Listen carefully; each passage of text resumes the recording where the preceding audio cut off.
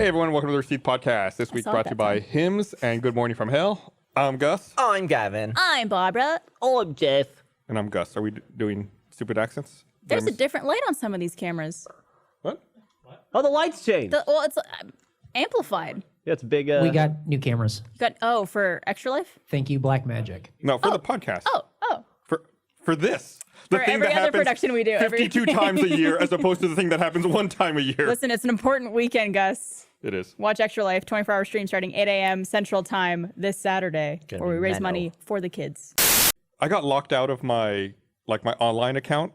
Is that why you were bitching about not being able to? Yeah, use I was really mad when you got that email. Read the email that you sent us. It was great. Let me find it. So whenever I do stuff for the podcast, like throughout the week, if I see funny stuff, I'll keep a running document in an online service with all the links and everything.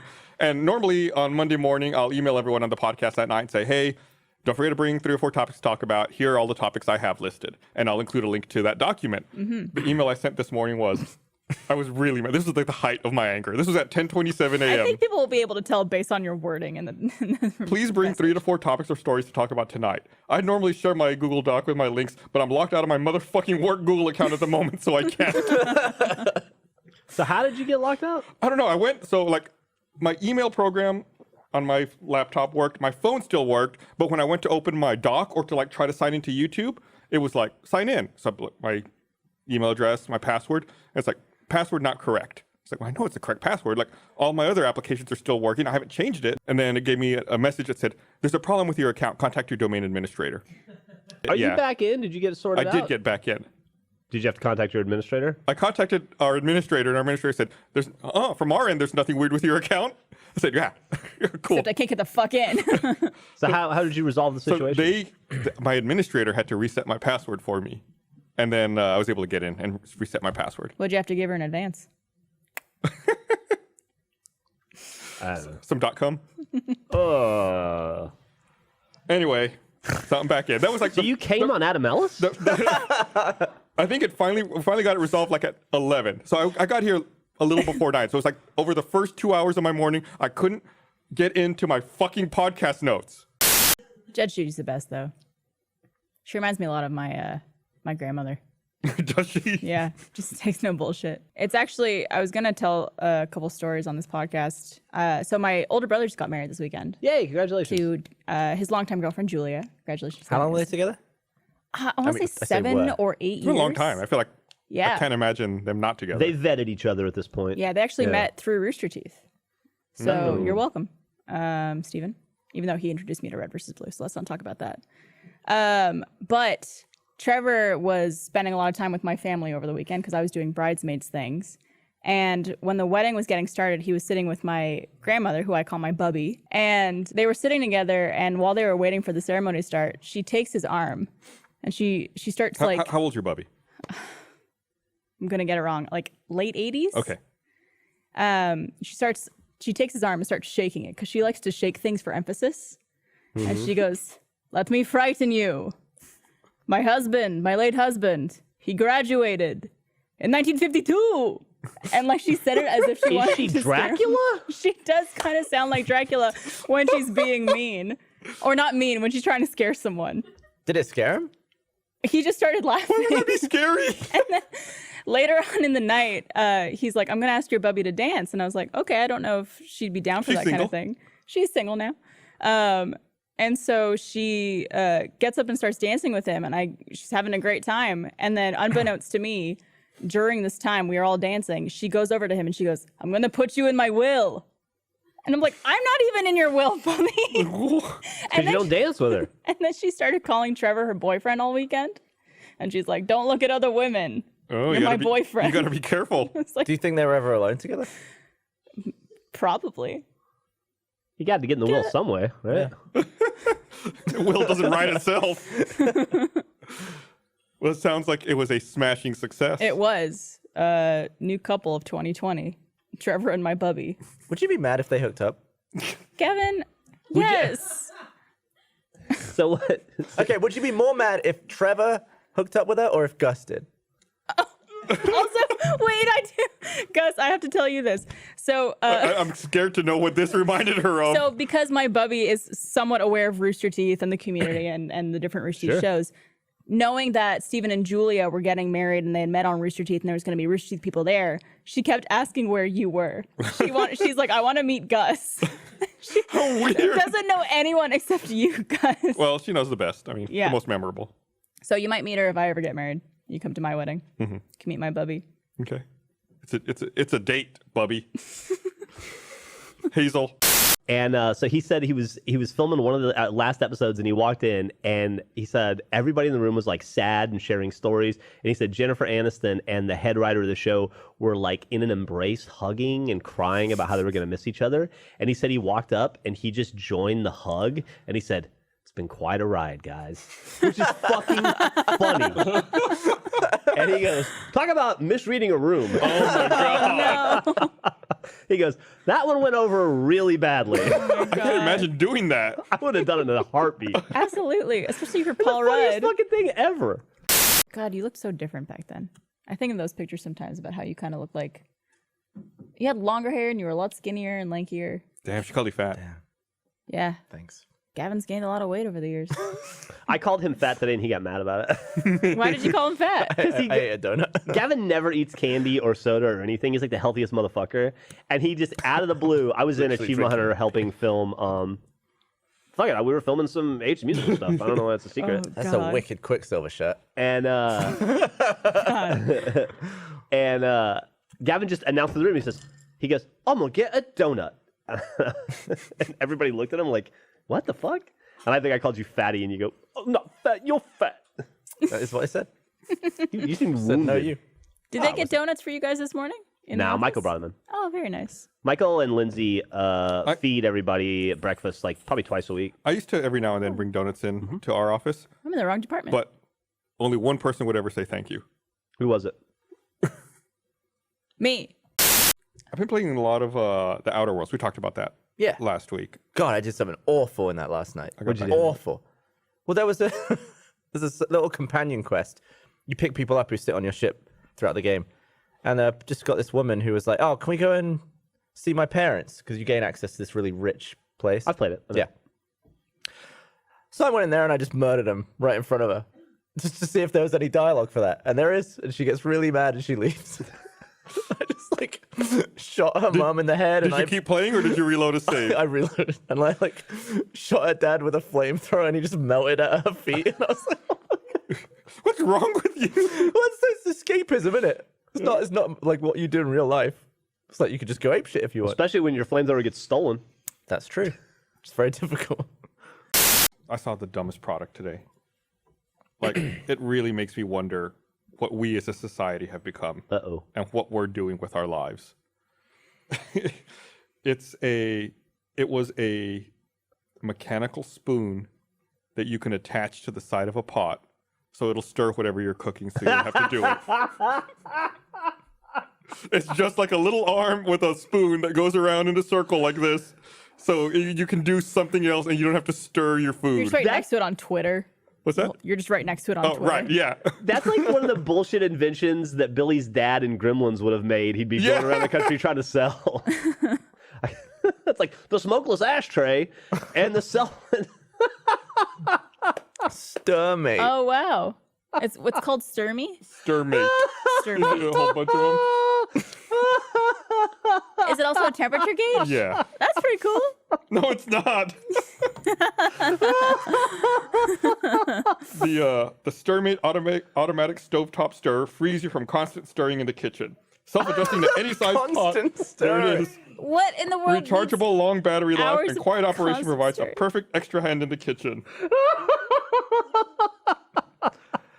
I saw it and I was like, just stir your fucking pot. Yeah. I mean, Why don't you buy one? Nothing involves that much Buy stirring. one and test it out. Eric, buy us one. That's the enthusiasm I like. It's like $60. What? Just stir. Does it at least come with its own batteries? Is it what kind of batteries does he use? I don't know. like- it's like a If you want, I'll get built-in one. rechargeable I'll get thing. one and we'll test it. Thank you. I remember it says like, Can't if wait. you watch the commercial, it says that like one charge lasts 12 hours of stirring. It's like, what? Can you buy a Robo-Mo as well? That's like, I can't. I have to get approval.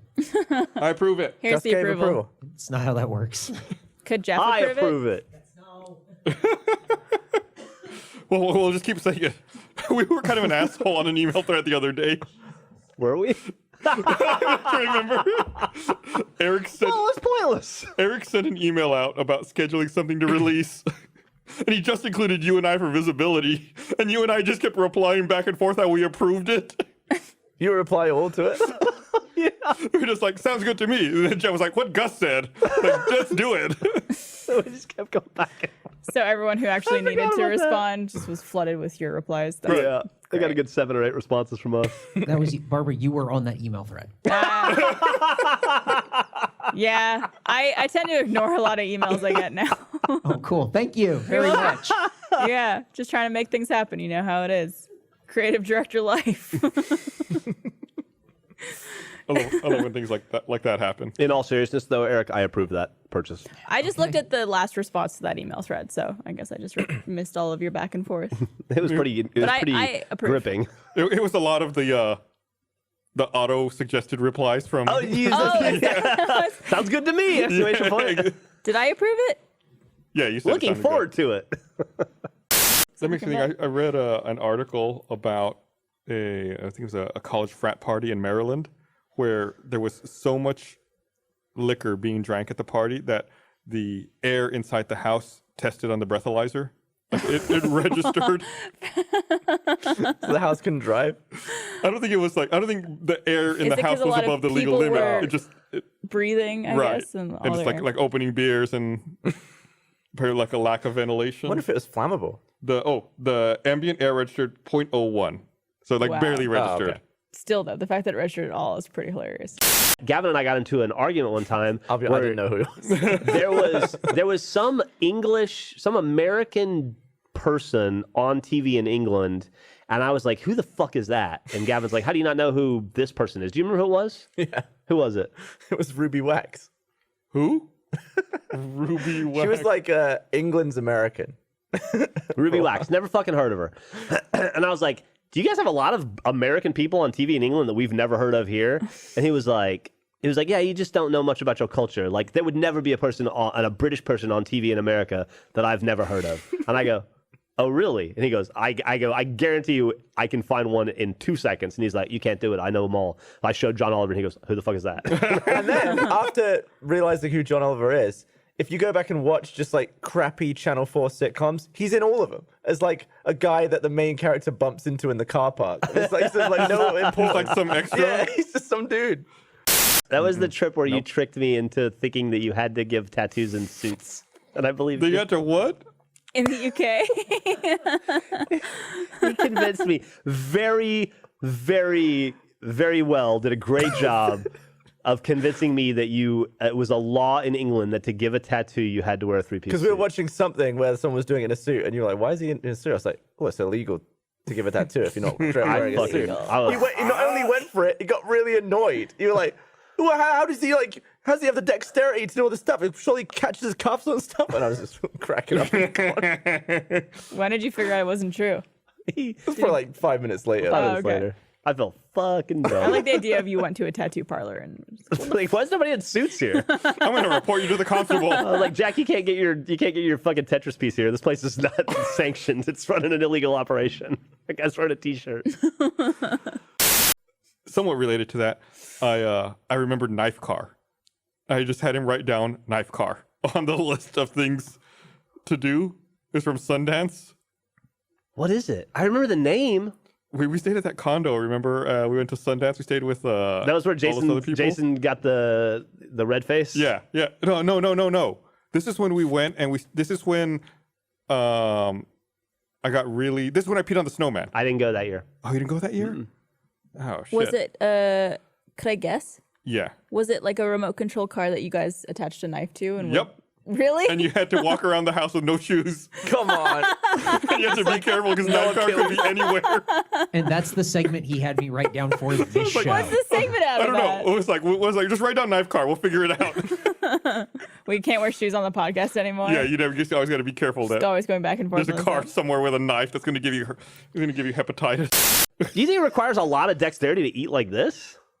It's the only. There's precision in forking, especially if you want to like get all the Do you think ingredients. this is less precise than this? Yeah. No. Weirdo. No. I don't know, man. It seems like this is very basic. The way you held it, it reminded me of like a caveman. Like you're Yeah, just that's what you used to call me. shoveling. Yeah. You and Bernie and George used to always make fun of me at T&I lunches for it. That's why I stopped. I was like, fine, I'll learn how to do it the right way. Yeah. Oh, are we getting a fork and a knife right At now? Super Salad. We used to always eat at Super Salad. You guys would always make fun of me at Super Salad. and furs. Fucking first, that place is gross. Yeah. Why are you giving me this stuff? Hey, you can dexterity. You good practice. Good dexterity. So it's like this or like this? Because Michael The does other way. these. The Other way. This way. Yeah. And then upside down. No, come on. You made you look. What's the problem? I'm also left-handed, so this is like my dominant hand. So I still will eat like this a lot. And then I'm like, oh, right, I got to do this. But yeah, it's just How do you cut your food? like this. So you hold the fork, I use my fork. I use the fork to hold it. uh-huh. And then I cut with my right hand. And then when you eat, I just pick up the food, put it in my mouth. okay, that's normal. Or like this. That's the English way of doing it. See, I always do the thing. I cut it and then I switch hands for the fork. I do that too. What? How do you do again? I cut just like that and then I switch to my other hand for the fork because I'm right-handed. See, that's what's wrong with being a right-handed person. Yeah, that's the Left-handed downside. people, we can each hand is just as important as the other. Like for a right-handed person, when you eat, most right-handed people, your left hand is a placeholder and it's useless. You got to do all the action, all the work in your right hand. You're wearing your right hand out, eating when you're not evenly distributing the workload to both hands. Left-handed people, we have it hard. We learn from an early age to do as much as you can with both hands. I need to demo for the English audience. So legit, not even lying. Americans eat like this. The right-handed ones. Well, it's That not is quite, so stupid. Yeah. and not inefficient. quite that awkward. That is so What's stupid. wrong with- Nothing. It's Nothing a- wrong with that. That's how you I'm should not eat. saying there's anything wrong with it. I'm saying you're making us look worse. All right, you do it. True right-handed American? Is this your chocolate bar? Yeah. Is this vegan? I don't know. Why don't you feed it to Gavin after cutting it? Have you had any slip-ups at all? No. Not even like you found out afterward? How are you cutting Your it? fork is backwards. Yeah. Right. Performance anxiety. Oh, yeah, of course. I'm worried that this is too hard to cut with this knife. You're also Thanks, Dad. how are you cutting? This isn't gonna work. That's because you're holding it weird. Why are you holding it like that? This isn't gonna work. That bar's too hard for it. You could have A lot of people saying Jeff's right. I don't know what I'm right about, but I agree. Yeah, you can't cut it, but you're holding a fork like. I don't want to do this anymore. Apparently, it's like a. Cuttable knife. That's what I kept saying. No one believes me. Everyone keeps trying. Apparently, it's like a politeness thing. Like like in America, you're taught that you're supposed to swap the hands, and it's rude if you don't. Yeah. But for me, I was just taught to just eat with because I've already got the food on the fork. But here, it's rude. All right. Thanks for watching, everybody. We'll see you guys next week. Bye. Bye. Watch Extra We Life. have a question for you. Please leave us a comment. We were talking amongst ourselves after the show. What is the hottest part of the foot? Yeah, where do you put your load? Yeah, is it like what? Toe, top, arch, heel, heel, sole? bunion corn, Nails. nails. Let us know. Correct answer is yeah. 0. Yeah, what's the hottest part of the foot? Number 0. Leave a comment.